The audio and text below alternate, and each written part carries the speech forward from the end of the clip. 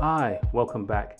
My name is David Blissett, and in this week's video, what we're going to be looking to do is explore a technique of being able to essentially clean up an asset that we're taking from Unity. So we probably source it from the asset store. We noticed that we have some problems with that asset. Say, for example, in this instance, we have the right glove and we need the left glove. Now, most times the assets will come down and you'll have both versions. But what you find a lot of the time is that you get the two versions, but one side is essentially the positive version of the values, especially on the x-axis is there. But when you actually go over to start working with it on the left-hand side, they've just basically flipped the same geometry or same prefab over into the x-axis, and that's going to cause you some problems, or it can cause you problems. Now, a lot of the kind of assets that you'd be working with would be going for like a mobile game or a console game or something like that, where the issues aren't so pronounced, and in some instances there are no issues at all, right? But if you're in VR, you are the animator, right? So your right hand needs to work as the right hand expects, and the left hand needs to work as the left hand expects. And especially when you're working with some third-party plugins that expect that the scale axis is all set to 1 for the XYZ. If you find that one of those axes is flipped and it has a negative value in there, you're gonna go through some pain trying to figure out how to get that resolved. And so that's what we're trying to overcome, or at least hopefully overcome by the end of this session, right? Or at least the technique to zero out the values on the left hand side. So without further ado, let's get into it, right? So I brought the asset in, and I've noted that there's animation on here, right? So there you go. It's like these are the animations that you'd probably be normally working with, right? But we don't want that, because again, you're the animator, right? So first thing, make sure you get down to the 0 on the timeline, right?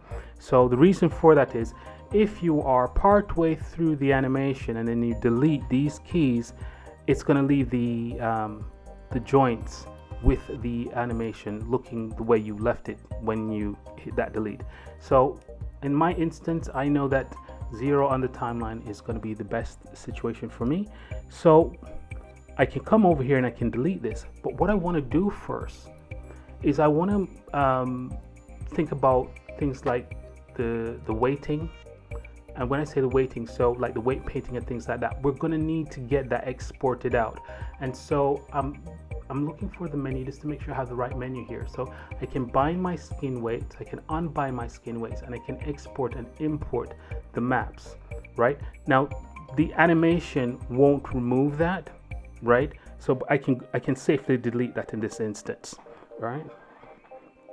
So I'm just going to come over here and make sure I have all the joints selected, and then we're going to go ahead and hit that delete button. So that's going to take maybe 20-30 seconds just to run through all the bones and make sure the animation values have been removed. So essentially, if I scrub the timeline afterwards, there is no data there to play back. There we go. Okay, so just to test that, all the animation has now been removed, which is back in a vanilla state. The next thing I want to do here is just quickly test what's going on if the binding still works. Okay, so everything still works. The only thing that we've deleted there is the actual animation itself. So I want to think about this carefully, the next set of steps. Now, as far as I know, it is possible to export the weighting on this. Now, again, I started using Maya maybe 15-17 years ago, and some of these techniques haven't changed. A lot of these menus are being the same, but let's just quickly think about what we're doing here. So I want to export the existing bindings that are on these joints. So I'm going to come in here, and I attempted this earlier, and I know that this should work. So we're going to go ahead and save. There you go, 16 scale maps. Let's just check something here for a second. When we go ahead and export this, we can increase the resolution. Now, by default, it'll come in with something like 2048, which is like a very small bitmap or something like that. And I've increased this to 2K. So this is what I think is the preferred option. There's a higher resolution. This is like a one-off type scenario, so it's not something you're going to do every day, and you can always delete the maps afterwards. So we just wait for that to complete.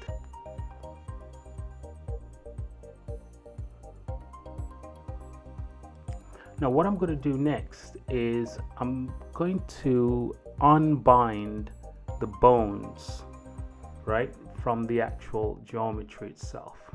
Now why I'm doing that is I want to flip everything over to the other axis, and if the configuration is already bound, that might cause me some issues. Okay, so let's go ahead, and I'm going to unbind the skin from the bones.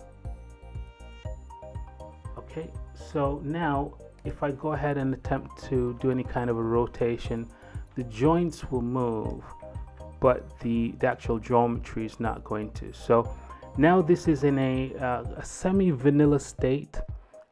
If I come over here, I can see that there are no inputs coming through, and so I'm probably in a safer place to be able to mirror this over to the other axis. So that's what we're going to attempt now. So I'm just going to quickly collapse this here. Now, if you notice, the geometry is under the actual bone hierarchy. So I'm just going to then I'm highlighting and Control G, right? So now I have a group, and what we're going to do now with this group is attempt to flip this over in the x-axis. So we'll just go ahead and do that. Right, so now I have the equivalent, or what looks like the equivalent of the left hand glove. Okay, now this is where it gets a bit hairy, and hopefully we're not going to have any issues here.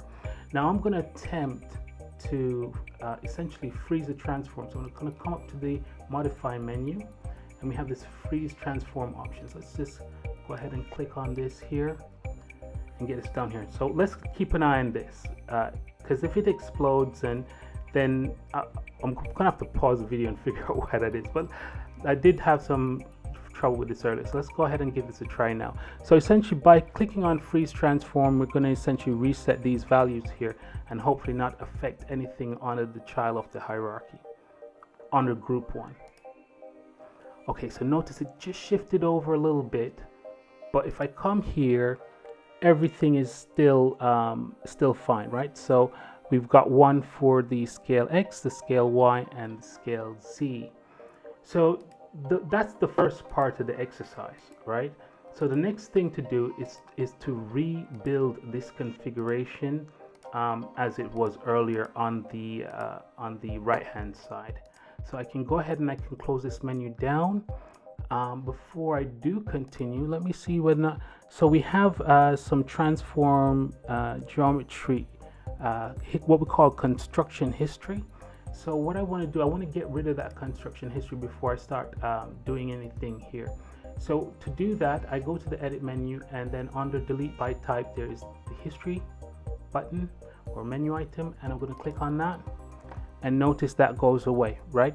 So now it's in the geometry is in a vanilla state, and the bone hierarchy is in a vanilla state. Let's just double check that, make sure I didn't leave anything earlier. I noticed I'm expanding a few of these here, and just want to make sure I did catch everything earlier when clearing down the animations. Okay, good. Right, so the next thing I want to do, I want to unparent this from this group. It's not needed, yeah, we're going to go ahead, and I'm going to hold down Shift and P and press them together, and essentially that's now been unparented from the group. I'm just going to go ahead and make sure that there is no changes to the history. No, that's looking pretty good. So I can go ahead and I can delete the group. Excellent. Okay. So the next thing I want to do from there now is I want to bind the joints to the geometry, essentially skin them, and from there, essentially the bones should then start animating or have the ability to animate the geometry. So I'm going to go back here and I'm going to click on bind skin. Now there's an order to this, but let's hope that I press it in the right order. And if we don't, then we can always redo it.